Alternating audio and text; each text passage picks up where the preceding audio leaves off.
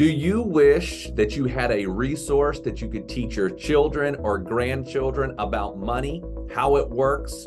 Actually, the simple things. What is a penny? What is a nickel? What is a dollar? Well, today we have an exciting interview with Clifton Corbin, and he helps us with a great resource. You're going to be able to get a free downloadable workbook that you can give to your kids or grandkids. It is super powerful. And by the end of this video, our goal is not only will you have all the resources you need for a successful, secure retirement, but you can actually pass this on to your kids and grandkids. Enjoy the show. To learn more about how to secure your retirement and all the different elements you need to know, please subscribe to our channel and hit the bell so you'll be notified when we release episodes every Monday. We have helped hundreds of our clients gain clarity and get on the path to a great retirement. Now it's your turn. Let's dive in. Welcome, everyone, to our Secure Your Retirement podcast. Merce and I are very happy to have you with us today. Today we have our very first interview for 2023. It's Clifton Corbin. He's all the way here from Ontario, Canada, and we have a topic that I know you're going to be very interested in. But before I get into that topic, Clifton, thank you so much for coming on and talking with our audience today. Oh, thank you for having me. I'm looking forward to this. Excellent. So here's the thing. Merce and I and everyone who listens knows that this is all about retirement. It's all about how do I make sure my money lasts. And there's a part of what we talk about, which is what we call legacy. So we always tell people our show is broken down into three categories. We talk about money, we talk about lifestyle, and we talk about legacy. But today, I guess it's a little bit of a combination of lifestyle versus, and also legacy. One of the things that Merce and I get all the time, Clifton, from clients is they say, you know what I wish? I wish somebody would have taught me about money when I was younger. And I always tell people, you know, we do have some education out there, but people don't get real serious about saving and dealing with money, and probably until they're about 40 years old. And yes, it would make a big, big difference if young people, very young people, understood money. And why I got excited is when I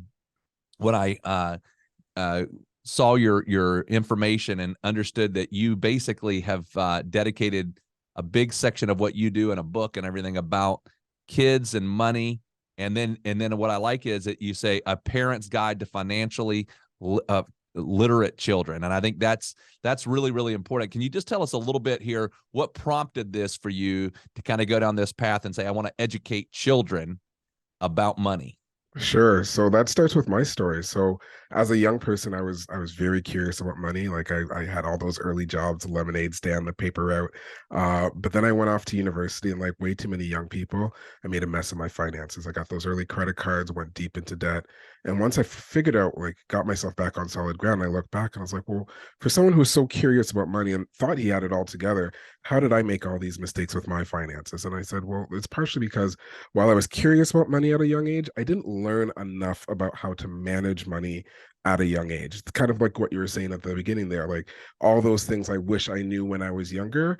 That's the rationale for what I'm doing right now. I'm trying to put all those tips and suggestions and understanding in the hands of parents and grandparents so that they can get their children and their grandchildren prepared and ready for adulthood, understanding wealth creation, saving, managing debt, leveraging debt, and just the entire concept of how to properly manage their money so that when these young people become young adults, that they will be, set up for success, and they'll be, confident in managing their own money. So that's the rationale for it. That's why I focus so heavily on it, because I feel like I was one of those people who was like, I wish I knew this when I was younger, and this is my opportunity to help other folks, get that information to young folks.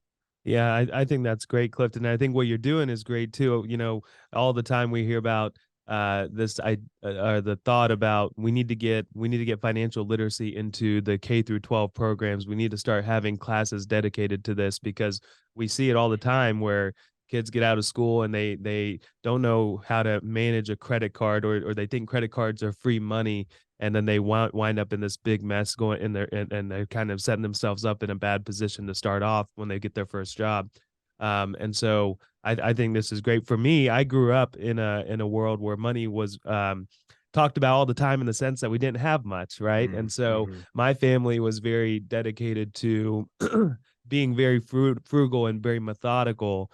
about how dollars were spent. And I grew up working in the family business and everything like that from a young age. So I saw, hey, this is, money doesn't just appear out of nowhere. You have to work for it. And I saw how it came in the door, and I saw how we had to think about it before it went out the door. So in a way, I was, it was an advantage to me to see all that happening, because it was the family business, and then it was also kind of like the family financial business too, of can we afford to do this? Here's the decisions that we're going to think about, and all these different things. So I have a big desire to take that into now my family with my kid, and he's 2.5, right? So but I want to get that started from a young age for him as well. And I think this workbook that you have, and I think it's available on your website, and you can tell us more about that too. But I took a glance at a few of those pages, and I think it's great. I could see my almost 3-year-old starting in on it, just because there's good pictures and cool little things to help someone think through, and puzzles, things that keep your eyes to the paper. So, but tell us this, why is it, why is it important to talk to kids about money, and at what age should we start doing this?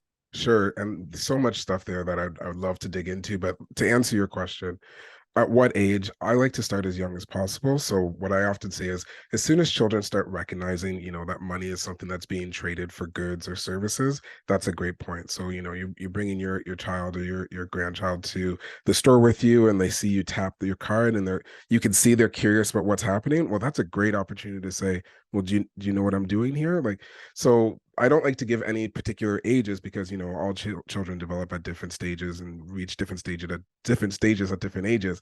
But I like to say probably by 4 or 5, your child's probably aware of money, and that's a great time to start at least having some early conversations. The workbook that I have, it does have some money identification, so recognizing coins and bills. That's some early stuff that you could do with youngsters. I say, as far as like activities, you might want to start doing some role playing. I love doing the pretend kitchen or pretend restaurant or pretend grocery store in the bedrooms. That's a great way for them to start practicing these transactions and really getting a feel for what money is. But back to the root of your question, which is the why behind it. It's because we only have a limited amount of time to kind of get these concepts before we need to actually apply these concepts. So my hope is that we're giving our children opportunities to practice and learn these concepts while they're in a safe space, while they're still home, while any money mistakes that they may make won't cause major ramifications, won't cause, credit collectors coming after them. If you lend them $5 and they don't pay it back right away, pardon me, if they don't pay it back right away, the ramifications of that is a lot different than in a couple of years from now, when they take out like a $50,000 loan for student loan or what have you. So it's about giving them opportunities to learn and practice good money management habits while they're still young, while they're still at home with you, before they need it, right? Like, we don't give, I say in the book, we don't give our kids the key to the car and say good luck. We take them out into the parking lot, we go around the block with them, we ease them into what it's like to manage driving a car, and the same thing should be done when it comes to managing money. Excellent. So now I have a 20-year-old and a 17-year-old, and in particularly with either of them, the whole concept of even explaining the how a credit card works, that was, and I did this when they were in their, but in their high teens, and just explaining that, hey, you put it on here, but you pay it off here, and then and they would question, well, why would we even do that? So these things, what might have become simple to us as adults, is not simple in the world. Now, you mentioned about financial literacy. So if you had to define that, or say, what is that? What are maybe some goals? And I don't know if you have these or not, but like, by this particular point of life, we should have this level of literacy. And then by this point of life, we should have this level of literacy. Like, what is it? What is the concepts you teach around what that is? So that's a great question. And again, it's so challenging because, again, all children develop at different levels at different ages. The hope is that by the time they're leaving the home, or by the time they're going off to post-secondary or whatever it is by the time they become those young adults, that they feel like they can manage the money that they have coming in. I like to talk about financial wellness, right? Like, I want them to feel comfortable. I want them to feel confident. And I want everyone to feel comfortable and confident managing money, regardless of what stage of your life you're in. So at those early ages, you're not going to have a lot. You're probably going to be, working some maybe not the best jobs, but you have to be able to find a way to make that money work for you and your circumstances. Your audience is at a very different stage in their life, and they need to make it work so that the money that they've secured will last them for a long time. And as long as they feel that way, they can feel financially well. So it's not so much about what do they need to learn for a particular age, is how do we make sure that they feel financially secure, financially well, so they're not stressing about every dollar that they have to spend, and they're not stressing about how they're going to pay the bills or what have you. And that comes with some some basic skills, like making sure you're living off of less than you make, that concept of paying yourself first, making sure you're saving something out of every dollar that you make, so you're building up that habit of saving, whether that be for long term, whether that be retirement or education or your first home or whatever it is. But you need to build these basic skills with regards to saving, with regards to wealth creation. And once you could do these things and you could do them consistently, then you could start to feel a little bit more comfortable. If you have that rainy day fund and you get a flat tire, you're not feeling so bad. I've got the money in the bank, I can pay for this. I don't need to dip into my credit card and then go deeper into debt to pay for this thing, causing more stress, causing more financial unwellness, if you will. So that's the concept. It's not so much you need to know this skill by this point, it's you need to feel comfortable at this stage in your life. And as a young person, they need to get a sense of what's going to happen. And then as a young adult, they need to be able to manage. They need to be able to have some early stage budgeting so they can manage the little bit of money they have coming in. And it's that idea. It's being prepared for all those different stages in your life. So you mentioned the people that are working with us are typically listening to this podcast, and that demographic is usually 55 and up, close to retirement or already retired. So they've already figured out that part of their life. But what we hear all the time, and the question and that who they are working with a lot of times is their grandkids, right? So a parent having the conversation with their kid is one story, but then a grandparent now having the conversation with their grandson or granddaughter, I would think is a little bit different, right? From the excuse me, from the eyes of the grandchild, the grandparents are there to spoil me. They are there to not really teach me anything about finances, because I usually get what I want from them. And it's a very similar relationship on the other side, right? The grandparents always make the joke of, well, yeah, I love having grandkids because I can do what I want with them, hang out with them, and then give them right back, and I get a break, right? And so, but if a grandparent is trying to help or start helping teach some of these ideas and thoughts about finances, do you have any tips around that as how they can approach it? And maybe you lay some of this out in your book as well. Sure. So one of the things that I think grandparents have that, it's this wealth of information, right? They've got a lifetime of stories that they can share with their children and grandchildren. And I think those stories, whether they be of, their first jobs or jobs lost, or, how they created the wealth that they're now living on, like all of those stories give you an opportunity to learn and to give information to your grandchildren. And I think that's the special piece there. The other pieces, and one of the things that I've done with my nieces and nephews, and I'm hoping and the grandparents in my life have contributed to, is like, so instead of giving my kids my nieces and my nephews, instead of giving them birthday gifts and Christmas gifts that just kind of get lost in the melee of those special days, we opened up 529 accounts for them, and we contribute to them. So we might not look like the most fun aunts and uncles on Christmas Day or on their birthdays, but I've got one niece and one nephew who've now gone off to college, and they've both gotten big checks from their aunt and uncle. Those are great days for me, right? And grandparents contributed to that, and grandparents can do stuff like that, and that conversation can happen there too. So instead of on those special days, I'm not talking about this is this thing I bought you from China. This is the balance on your statement. Like, this is how much money you're going to have coming towards you in a couple of years from now. And that could be used, and especially with the 529, I believe they just did some new some updates on the 529. So even if you decide you don't want to go to post-secondary, you can still get that money afterwards. So there's all these advantages. And again, that's where grandparents can really step in and step up and giving that information. Like you said again at the beginning of this conversation, I wish I would have learned X when I was young, this is your chance to teach X to your grandchildren so that they don't feel the way you feel now. So they know once they're, however old, this is what compound interest means. This is what compound interest can do. And if I start doing these exercises, I will receive the benefit of this compound interest because that's what grandpa and grandma told me. And that's the beauty of having grandparents in your life who have this, not just wealth, but wealth of information. Great. So one of the things that we get asked all the time is, man, I wish we had some resources to help our kids. And again, that's one of the reasons why I got excited whenever I came across you and wanted to have you on the show. So if you don't mind, could you, for everybody listening, could you tell us the name of the book, how to get the book, and then maybe what they'll get out of the book? Like Sure. what is going to be the key there?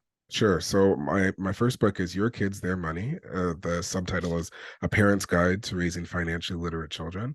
And the concept behind the book is it's a resource book, but it's also, it's written with lots of little short stories. So it's got stories of my life. So it kind of gives you the story arc of, what I kind of already told you in the beginning, where I was very interested in money. I lost a lot of money, and now I'm in a different place where I feel like I can give back and share. It's kind of the same story arc, but with regards to financial literacy. So it talks about, how you can talk to your kids or grandkids about acquiring money. You could talk to them about securing money, whether that be with insurance and banking and taxes, tax strategies. It talks about planning, and it gives and it talks about being grateful and having an appreciation practice. But it gives you the language, it gives you the subject matter, so that you can provide that to your child. And I've done it in a way, so like I said, you can read it cover to cover, and I think it's a great book cover to cover, but you could also just dive in if you're like, I really wish I could talk to my child or my grandchild about wealth and why wealth is important. You could jump to that section. Or if you want to you're starting younger and you're like, I don't know how to explain what money is. Like, what is money? And, I've got fun definitions there that will work for children, like it's talking about, I think for the money, like the definition I use, it's about trading as opposed to talking about money in this, ethereal concept of what money is. Children understand trading. So I tried to break these concepts up into ways that children can understand.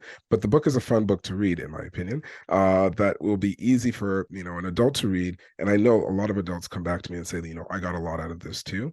But the concept is that, there will be different things there that you could take to a child and say, hey, this is how this works, or this is how you can better understand this. And then at the end of each section, there's extra activities, whether that be other books you can read or other activities you could do, games to really cement some of that learning. And I think you mentioned the workbook that I have. The workbook I did, it's online. And that's really just a fun workbook that you can give to your child or your grandchild and say, here, it's got money identification, it's got puzzles. It's just a fun activity book for them to do on their own or with you sitting beside them. Again, just to get the concepts of, this is what money is. This is how, like, there's some budgeting exercises in there. So between the workbook and the book, Your Kids, Their Money, there's lots of different resources and tips and tools there for you to help start to convey financial literacy to young people. Yeah, I was looking through the workbook this morning, and I think it's really well put together. It's got pictures, it's got puzzles, and because we know that kids, especially the younger they are, they need activities that look fun and engaging and exciting for them to actually get something out of it. And it's very visual too, which is great too. So I think it's a great resource. And for me, it was sitting on my desk when I got to work this morning and I got to look through it. But for someone that wants to get that workbook, how do they go and find that? Sure. So it's cliftoncorbin.com/workbook. And the workbook's free. I'm just giving that one away. I think all you might need to do I think all the activities you could download individually. So you could just pick and choose if you want to cherry pick the activities you want to do for your kid, or if you want the whole workbook cover to cover, you can download it there. I think all you need to do is put in your email address, and then you can get the whole workbook. Yeah, that's what I did, and it worked out great. So excellent. Clifton, we certainly do appreciate you coming on and talking with us today. This is always something that I think is, it's important, as well as I think it's a big concern with our parents and grandparents. So thank you very much. And we'll make sure that all of your information is on our website and in the show notes so that everybody knows exactly how to get to your website so they can be able to get in contact with you. But thank you so much for coming on and talking with us today. It's my pleasure. And I forgot to mention, like, the book is available on Amazon. You can get it on Barnes and Noble. You can get it in most places books are sold, or you can go to my website, cliftoncorbin.com, and you can find a link to it there. And I just want to thank both of you for not just having me on, but for having these conversations. It's one of the things that I stress a lot, is that we need to really make sure we're talking about money to make sure that we're all lifting each other up. So thank you both for doing what you're doing. Excellent. Well, thank you. Have a good day. You too. We hope this video has given you some confidence and clarity as you plan for a worry-free life in retirement. But what else do you need? We have created a complimentary video course called 3 Keys to Secure Your Retirement. This video walks you through step by step what you need to do to get ready for retirement. You can also check out our podcast called Secure Your Retirement. You can subscribe below. For more retirement tips, check out these videos. Also, if you find them valuable, please subscribe to our YouTube channel and give us a like.